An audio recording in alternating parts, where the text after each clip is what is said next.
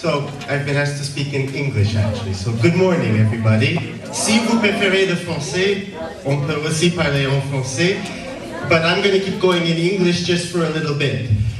First of all, I would like you to know that I was born in the United States. Hey! But that I've lived more than half my life in Europe. Yay! Right? Which means, fortunately, I have one foot on one side of the Atlantic, a foot on the other side of the Atlantic, and my head in the clouds, essentially.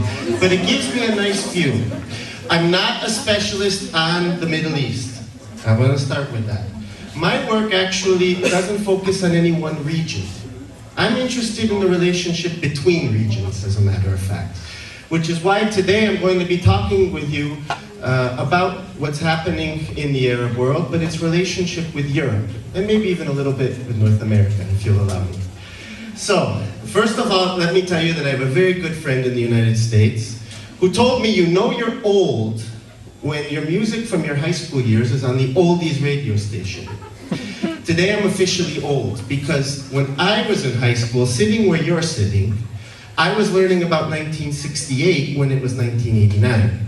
And now we're here talking about Arab Spring, and we're making reference to my old revolution, 1989. So therefore, today is bittersweet for me because it's a very interesting subject. I'm happy to be here, but I'm officially old because my revolution is on the oldies channel. Okay. As a political scientist, I study politics. What is politics? What is politics?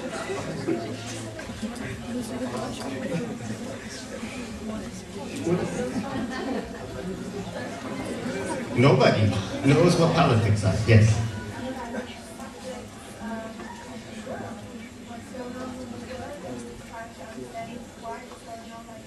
Okay, so we have politics at a global level. Yes. You said at the beginning the relationship between countries. Okay, relationship between countries. That means you don't have local politics. Yep.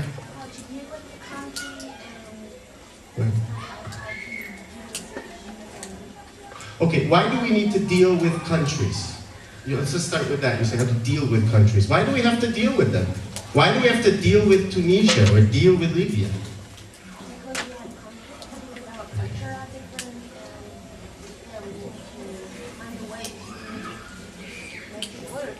Okay. Because we have something to do with Tunisia, like oil resources. And if there are problems there, there are problems in Europe. Okay. Is there another hand? Yes. There's a lot of trading going on between countries, so we are dependent on other countries and they're dependent on us, so we're all global. It's a relation between countries. Okay. So the relationship between countries, trade, resources. In fact, it was interesting when we started this conversation, we started with conflict. By the end, we're talking about trade. That's cooperation. Politics is about the distribution of goods. Who gets what, when, and how is the traditional definition of politics. And so when we talk about getting things, you're obviously talking about power. So that's what political scientists like me are obsessed with, is power. So when I talk to you about what's happening in the Arab world today, and I talk to you about Europe, what I'm interested in really is the power relationships between these regions, as a matter of fact, and within the regions. And I think that's something that is very important because that's essentially, if you will, what we're seeing today when we talk about really a popular uprising. You know, we're talking about power to the people. That's 1968. Then it was 1989. And now here it is again in another part of the world. And then we all of a sudden start asking, well, what about other regions? How do they react? And I'm talking about mass media. When Egypt was having, its revolution in those days, I opened up the New York Times. The New York Times front page lead article said, Obama and his team meet to decide the future of Egypt. And I said, I thought the people in Cairo were deciding the future of Egypt. I didn't know it was Obama and his team that are deciding the future of Egypt. I would hope that it's just a bad title and not the truth, right? But seriously though, the way things are portrayed are very important. And yes, Obama and his team were talking about this. Sarkozy and his team were talking about this. Merkel and her team were talking about this. Because they wanted to know what was happening. 1989, when I was sitting in your seats, was considered a magical moment. But the question is, will we see this as a magical moment in the future? Or will we say this could have been a magical moment had certain things happened? And that's something that I think is fundamental. Then, as we're cooking this soup, so to speak, you have the killing of bin Laden, which just added a little bit of spice this week as well. I don't know if that will have any significant bearing or just symbolic bearing, but it is something that is very important to mention. So, power. What is power? Oh, yes. The army is power. Very good answer. Money is power. What else is power? Influence. You're on a roll. Good. Yeah. Oil. Oil? Oil is power. We need oil. Resources. Yeah. Knowledge. I'm sorry? Knowledge. Knowledge is definitely power. Charisma, if I may paraphrase. Thank you. Information for sure. All of these things are examples of power, sources of power. But a definition of power is very simply put, the ability to get what you want despite the resistance of others. So when we talk about power to the people, you had it in Tunisia, you had it in Egypt. People got what they wanted. Why don't you have it in Libya? Yeah. Because Gaddafi is still against the people.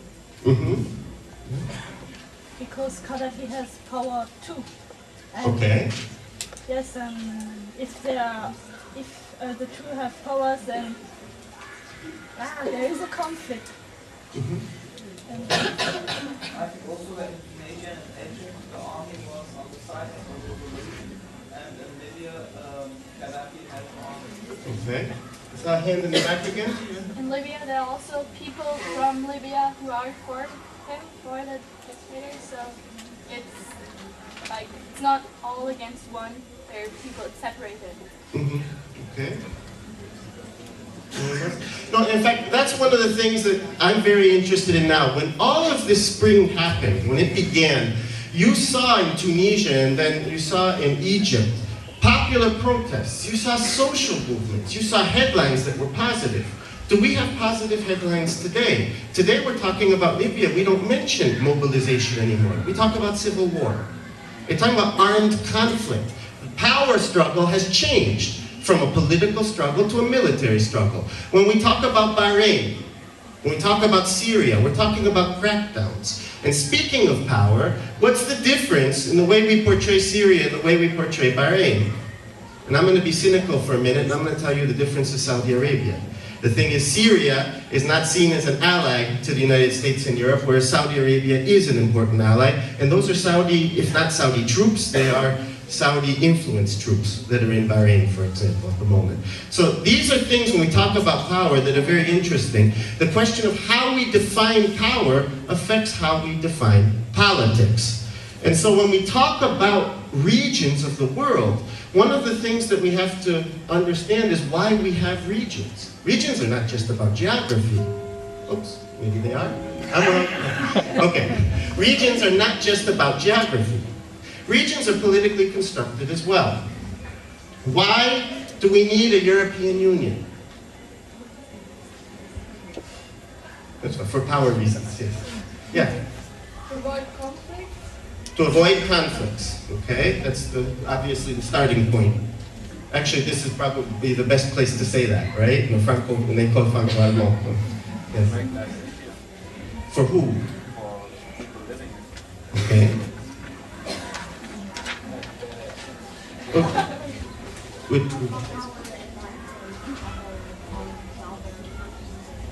Okay, global affairs, yeah. Okay, economic interests, yes. to support each other. Okay, solidarity, yeah. Okay, definitely, Schengen, to open the borders. Now, what about North America? You know what we have? The North American Free Trade Agreement. What does that mean? is not a union. It is not at all a union. It's a free trade agreement. That means goods and services can go over borders without tariffs. Now, has anybody here been to the U.S.-Mexico U.S.-Mexico border? You have. Did you happen to see anything interesting there? Like a wall, possibly? No, nothing of the kind. I wasn't given, my passport wasn't even checked. Oh, really? That was 20 years ago though. So. Yeah, that was just before the building of the walls then. Exactly. We have since 1993, along the US-Mexico border, 3 different places of walls, and then in between them we have desert, essentially. The thing is that we have a free trade agreement, which means goods and services travel, but people shouldn't, okay? And that's something that's made very clear. When we talk about regional integration, the North American Free Trade Agreement exists so that Canada, Mexico, and the United States can compete with the European Union and with other regions of the world, economically. It is not meant to create a union. And in fact, my wife is Mexican, and when I go to Mexico, I tell everybody we are North American citizens, all of us, and I get laughed at, immediately by her family and all of the friends. The thing is, when we talk about European Union, on the other hand, we're talking about something that's deeper, something that was born out of values, right? I don't mean necessarily common values. That's something we can debate from today until tomorrow. Is there a common set of European values? Some people say yes, some people say no. Should it be a religious Europe, a Republican Europe, etc.? But the European Union has come to represent values. Human rights, for example. The European Union espouses human rights. It espouses democracy, democratization. It poses and it positions itself as the anti-US in these terms. And so when we talk about what's happening in this Arab Spring, one of the things that I think is very interesting is to look at the European reaction and the European interests in these movements, because you should know that they were born as a way to balance US influence in the Mediterranean. Okay, now what do I mean by this? You have the Union for Mediterranean. I don't know if you've heard of that. It doesn't get a lot of press. But the Union for Mediterranean started in 1995. Okay, 1995, they had a meeting in Barcelona, they signed agreements in Barcelona, 15 EU states, 14 non-EU states, from North Africa going all the way into the Balkans. And when we talk about this treaty, it's very important because 15 plus 14 is relatively balanced, right, in terms of power, in terms of the number of states. Obviously, economic power was very different. However, what was very important to note was this was done in part to counteract US influence in this region, because you have countries like Morocco, for example, which were building English-speaking universities because they wanted to have more trade ties and more business ties with the United States during this period. So the European Union, to defend its backyard, quote unquote, started basically the Barcelona process. The Barcelona process focused on 3 different pillars. And these 3 pillars were an alternative, were basically political and security dialogue. The idea of creating peace in the region. We're going to get to that one in a minute, by the way. Economic and financial partnership. This one was the easiest to bring about, essentially trying to reduce tariffs so that European states and the non-European states who signed the agreement, I don't say Arab and I don't say Maghrebian because they also had non-EU European states in the Balkans as well, so I'll just say Europe and non-European states. But they wanted to create a free trade area.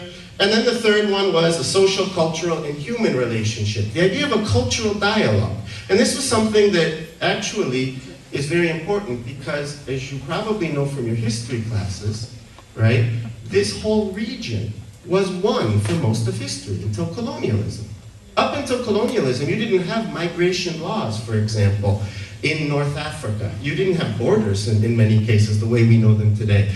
You had traditional relationships between Spain and Morocco, between Italy and Tunisia, between Italy and Libya as well.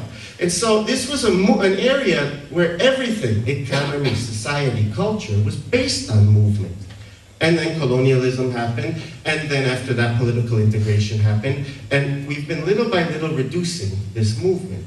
And so as a matter of fact, the problem was in the first pillar of this agreement. The first pillar of the agreement, political and security dialogue, included two things: anti-terrorism and migration. And that turned into a big problem because they had to define these words. What is a terrorist? The European Union had lists of terrorists which included organizations that were active in the Palestinian territory. And that created problems for many of the states that were non-European states. And they could never come to an agreement over it. And the European Union, in its bilateral relationships with these countries, forced a definition. In terms of migration, legally it was just a dialogue. But economically, you should know that the European Union states, specifically Italy and Spain, were basically signing cooperation development agreements with countries in the Maghreb and using money to force these countries to become the outer border of the European Union. So, during this period from 1995 to 2005, Morocco, Tunisia, and Libya all passed their first immigration laws, and they were restrictive immigration laws. They were laws that made clandestine migration a crime. They were laws that created camps, for example, and then deportation. And the Spaniards were paying in Morocco for these camps and for deportations. The Italians were paying for the Libyans, for example, in the same fashion. Of course, international organizations focusing on human rights were immediately onto these camps, actually, and they condemned them internationally. They documented them. However, you should know what really happened is they deteriorated the relationship in the region. So in 2005, they held a summit to celebrate 10 years of the Barcelona process, okay? 27 EU states sent a head of state or head of government. Of the non-EU states, only 2 sent a head of state or head of government. The states who were not part of the EU did not appreciate the fact that they were not equal partners in this union, essentially. And so, that essentially was considered this failure. It was a failure. You don't have a 10-year birthday with nobody showing up and consider it a success. It was considered a failure, and it was realized that they had to refound this whole process of integration. And so in 2008, Sarkozy pushed for another summit in Paris to start what is now called the Union for Mediterranean. Now, you should know that there are 2 versions of this. There's the official version. If you go to the EU website, you will see the official version, which says that there was a refounding of the partnership to create a more equitable relationship, and they go into all the details of this relationship. However, there's when I say an unofficial version, I mean unofficial in terms of the EU Commission. This has nothing to do with conspiracies or anything. You had political bargaining. Sarkozy has not been supportive of Turkey's entrance into the European Union. And one of the things that he thought might be helpful was to create a Mediterranean Union for Turkey, essentially. And that would be a way for Turkey to be integrated without being integrated. And that was actually Merkel who provided the first opposition to Sarkozy during this process. The other thing that Sarkozy thought, because when we talk about why do we have regional integration, it's to increase power in geopolitics. It's about integration in world economies and being competitive. But you should also know that most every successful regional integration regime has a superpower, except for Europe, which has 2, right, with France and with Germany. But look at the African Union. South Africa's pushing it. Take a look at UNASUR in South America. It's Brazil. Obviously, NAFTA, the North American Free Trade Agreement, is the United States.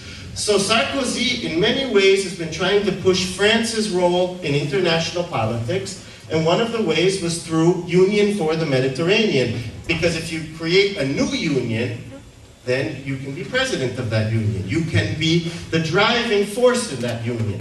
The idea was to make France a driving force in the Mediterranean. Once again, like I said, that plan was pushed to the side because it gave too much power to France. And so as a result, what they decided was to create the Union for Mediterranean. But this would be a union that would complement the European Union, not be a competitor to the European Union. And so they have a number of different objectives. First, politics and security has stayed on the agenda.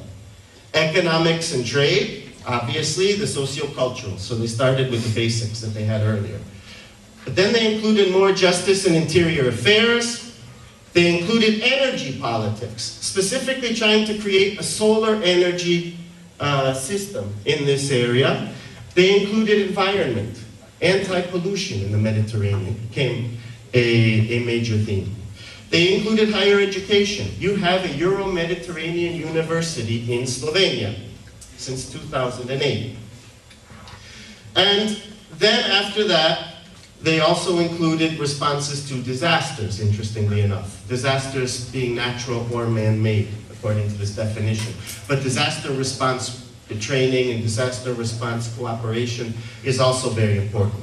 The important thing is the language changed. The language of this agreement no longer says that third parties to the European Union, meaning non-EU states, have to stop illegal migration or we will not give them funding. The language now says that the entire Union agrees to promote regular migration. Okay? So, when we talk about what's happening now, this is really the first major challenge to this agreement and to this partnership. Because what's happening is demographic movement. And when we talk about migration in Europe today, oftentimes what we're talking about is economic migration. What you see is Africans, these are the images, Africans on a boat arriving to the Canary Islands or arriving to Lampedusa, and everybody says they're economic migrants, and then they're deported.